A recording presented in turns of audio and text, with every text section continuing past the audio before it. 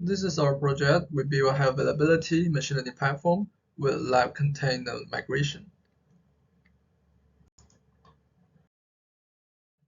This is our introduction part. Our objective is to establish a high availability cluster for continuous model training. So apply the live container migration technology, and also we provide a mitigation of worker nodes disruptions. The two techniques we're going to use in this project, the first is the Docker. It's a lightweight and executable software package that it can be packaged to machine learning tasks and the related data, and it provides a portable environment. It ensures the machine learning tasks run smoothly on different worker nodes, and it can be migrated if necessary. And the second technology is live container migration. So it migrates a container to a new machine, including container's runtime information. So a process contains three parts. The first part is the checkpoint. It captures the container's current state, including the memory, CPU, files, and connections.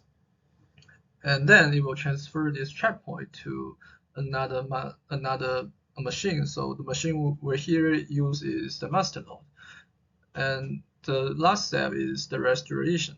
When the worker node fails, the checkpoint will be migrated to a new node and restarted.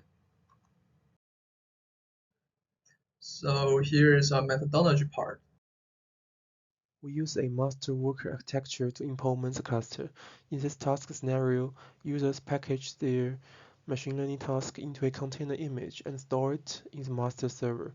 When the user notifies the system to execute the task, the master selects an available worker node and sends the container image to it, commanding this worker node to run the task. The master monitors whether the worker is working properly based on the worker's periodic running reports. If the worker cannot work normally, the master migrates the container to another worker to continue the task, ensuring that the task can be completed. After the worker completes the task, it returns the task result to the master, so the user can obtain the result. The job module exists in the master and is responsible for transferring containers to workers and issuing commands to run the container. Assuming that the user has prepared the file and initiated the command, the job module calls the function of the boss module to obtain the current active worker IP set and selects a worker IP address for the transfer.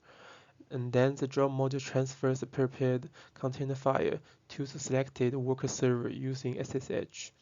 And also the job module connects via TCP to the manage module in the worker and commands it to run the container. Okay, here comes bus module. Bus module for managing the cluster is a critical part of master node. It needs to be always on in the background with a fixed port number to communicate with other worker nodes. For its all key functions, the first one is monitor, update, and store IP addresses of all active worker nodes in real time. The IPs of all active worker nodes will be written to the IP file when they are updated or changed. The second one is monitor the worker IP that has not sent a heartbeat packet after the timeout period. It will report the corresponding worker is down and update the active IP addresses. At the same time, immediately execute the script to call the job module to do migration. And the third one is receive and store finished job information for workers to the job info file, which is a JSON file. In the meantime, in bus module, we have two separate TCP listeners to accept heartbeat packets and job information report. And we have another thread and a function called monitor workers to monitor if heartbeat packets are sent regularly or not. The bus module is involved in the interactions and operations with other modules. For manage module, we know that worker node has manage module for managing containers. If a container has finished executing, it uses TCP socket to tell the master's bus module that the container has finished executing. For reporter module, the reporter module in the worker node will send heartbeat packets to the bus module in the master node using TCP socket at regular intervals.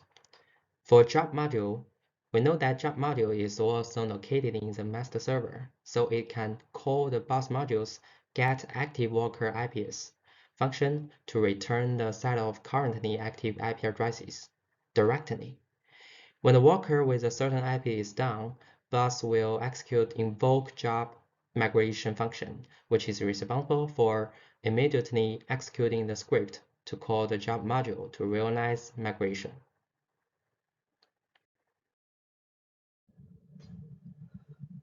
And here comes the managed model. The managed model manages the lifecycle of the containers in worker node. So it will process the request from master node and synchronize the execute result of the task with the master. So the first step is to run container. So the job and boss model will send the run container command to the worker node, and the worker node's managed model will process this request. And then based on the request, it will start a new container, or it will hot restart existing containers to run this task.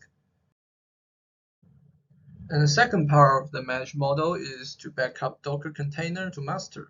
So we generate a checkpoint of the whole running container, use container live migration technology, and then you will send this checkpoint to the master for archiving. And the last step is to check the container state and also send the result to master.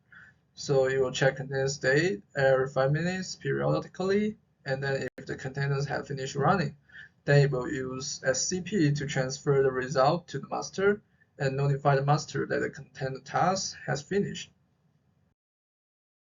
The reporter module is a background process that starts automatically in the worker and is responsible for reporting the worker's operational information to the master.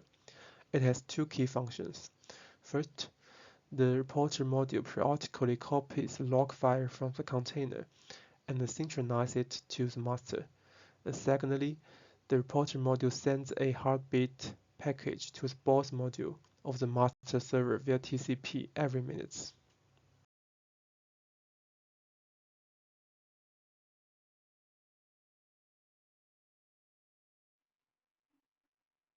During our experiment, we deployed our system on AWS Cloud.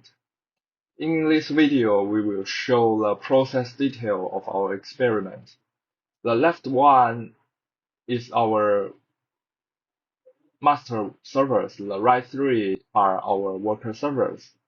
During experiment, we will see they will all face some shutting down or restart. The video is speeding up. The whole process is running about 15 minutes. In the video, we can see they automatically deploy and connect together. Then we will schedule two tasks from the master node to worker 1 and worker 2. You can see the containers run successfully on them, and they will send back their newly backup of containers to the master node to store the newest status of the containers. Then the worker 1 shutting down, and the master capture that information and reschedule the container to worker 2. After that, the worker 2 is also shutting down, but the backup of the newly version is successfully sent to master node. Then the master reschedule the two container to worker 1 and worker 3 based on the newest status, so they just keep running. They will not stop. Then the master node itself just shutting down, but it doesn't matter because after it restarts, they will keep running based on the important information stored on a file on the master node. Then the container will finish their work and send the results to the master node. In the log of containers, we can see it just keep running. It never stops in in its eyes. But in reality, it jumps from worker 1 to worker 2 and reschedule to the worker 1. So our experiment is successfully and showing that while all of servers face some errors, the container will just keep running successfully. That's all. Thanks.